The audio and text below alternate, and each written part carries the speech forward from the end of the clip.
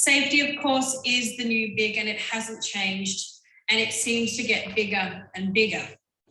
And one of the real elephants in the room that we spoke about last night and yesterday for you in Dusseldorf was the fact that there's this new piece. There's this new piece about sustainability. And I've been seeing safety professionals really get havoc about knowing about sustainability and ESG for the first time in years or ever. Some of the elite professionals who join us today have said to me, I've been in safety for 50 years and I've never even heard of ESG until last year. So we are in a new space and we are talking about what is measurement. And why are we measuring? And the reason we're measuring is because organisations all over the world, post-pandemic, are trying so difficult to be seen and to be good corporate citizens. Now, you wonder why some want to be good corporate citizens. Well, there's a very important incentive. One of the most important incentives is to avoid stakeholder activism. Stakeholder activism is where the stakeholders, so customers, shareholders, workers, have a voice. And it's very interesting because many, many years ago, only 20, which seems like seconds, there was no such thing as the internet. There wasn't even email. People, if they wanted to talk to someone publicly, they had to physically go and see them. They didn't have the ability to talk from Australia right now to you, wherever you are in the world. We had to send a letter. And that letter, if it was from Australia, went on a boat, not a plane, to you in Europe. And you might write a letter to the CEO of a company and say, I'm not happy with what you've done. But today, the speed of activism, the speed of how a shareholder and a stakeholder can have a seat at the table and can be heard is instant as they pick up their phone and tweet about what happened to them, or they take their video and start to actively video what is going on. This is part of the measurement that investors and shareholders start to have about us and organisations. They are measuring us, our reputation, who we are, and are we actually good corporate citizens? Safe is the new orange. And orange is the new black if you don't do it right, says a lot of the lawmakers. It's very interesting because this year, for the first year ever, a huge company, the second largest company in the whole entire world, the CEO, who is the #1 richest person in the whole entire world, wrote a letter to their shareholders, as he always does. Mr. Benzo says value is is best thought of as a metric for innovation. Amazon has been famous for its innovation, and they've also been famous for their supreme value to shareholders, for their supreme value in the size of the company, in their portfolio. Everything here is measured in numbers. The shareholders' portfolio, $21 billion. The employees, $91 billion. 3PL sellers, $25 billion. Customers, $164 billion. The total worth, $301 billion. All off the back of a guy who originally wanted to online sell books, and now he's taking people to the moon. There is nothing but innovation in his pockets.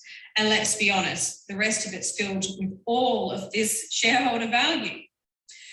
This company is valued more than all of the countries that are coloured in orange.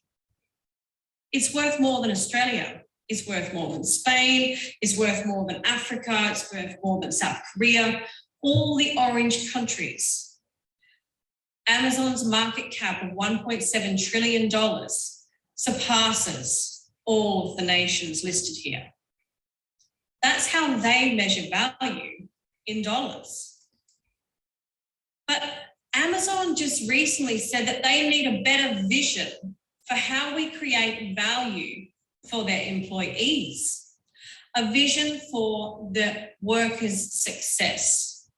Now, this is very new for Amazon. And actually, I recall a conversation with one of the world OSH leaders who, when I mentioned Amazon in this vein, there was an eye roll. When we lead, others follow, and there's no doubt about that. Amazon is a world leader, and they said in a shareholder letter, I want to be Earth's safest place to work. In the whole entire world, he wants to be the safest place to work. That is brand new. Brand new for a corporate citizen to even mention the word safety. We are in a new era of time where measurement includes safety. This is new. He says we've never failed when we put our minds to something, and we're not going to fail on this either. And there's a shareholder letter there you can get a hold of. And he says, if any of our shareholders are concerned that Earth's best employer and Earth's safest place to work might dilute Earth's most customer-centric company that makes lots and lots of money, let me put your mind at ease. He says, I am confident that these will reinforce others. Now, it's very interesting that he says that. And it follows on from the conversations from Bern and from Dietmar and Sven, which talk about insurances, where the costs of damage from these companies, if done poorly, can skyrocket to the moon even. It's now all about purpose. Being a good corporate citizen is not only about reducing your damage costs from COVID incidents, from workplace incidents, from people sitting at home, from the great resignation. 40% of people are just about to have a new job because they've just about had enough. And for a company measuring that, the cost of replacement for a human every time they leave a job is at least $50,000. And then you've got to find one. And in these days, the recruiter often makes at least 20 or 30 just to give you that person. It's funny that now all we hear is shareholders and stakeholders. For even myself, 5 years ago, I never even heard of a shareholder, and I didn't know a worker was a stakeholder. So I make a joke here about stake because I know so many of you out there didn't know that in an organization, a worker is a stakeholder. See, we all talk in different languages, the boards and the workforce and the safety management teams.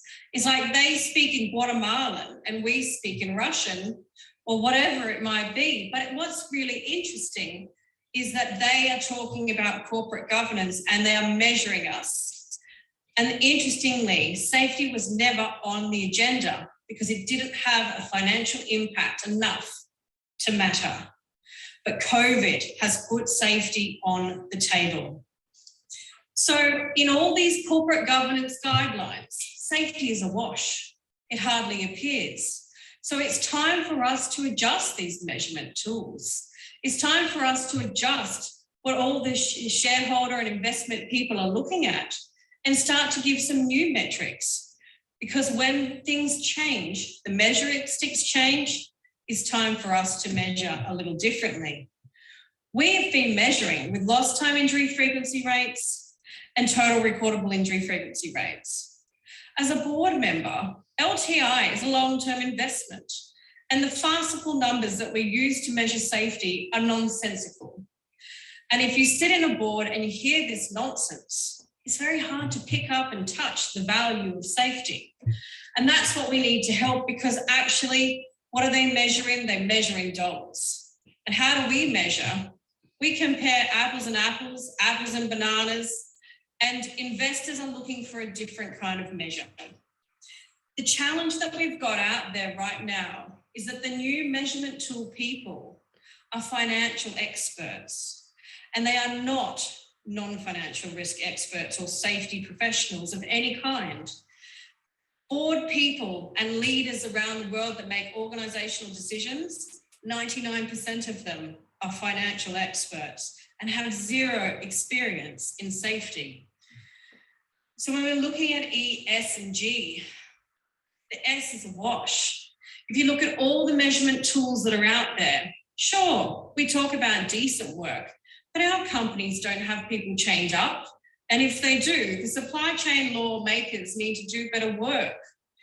We're talking about real measurements, real differences. And when you look at those lists up there, we just don't have safety featuring in a way that's meaningful. It really is, at the moment, a bit of a wash for the S. And I don't want to see greenwashing. I want to see orange gold. And I want to see seeing oranges and oranges being measured. We do need to put a little bit of the old and a little bit of the new together. But when the materialisticness changes, when the measuring sticks change, we have to change. It's fantastic to see that Europe has taken hold of the Vision Zero in its strategy, that it's just not okay to kill people at work. That's where they start to measure. And they're using the European Pillar of Social Rights, but it's up to organisations to be real, good, and even great corporate citizens, to lead the way and actually start to be responsible. It really is time for meaningful measurement tools for non-financial risk.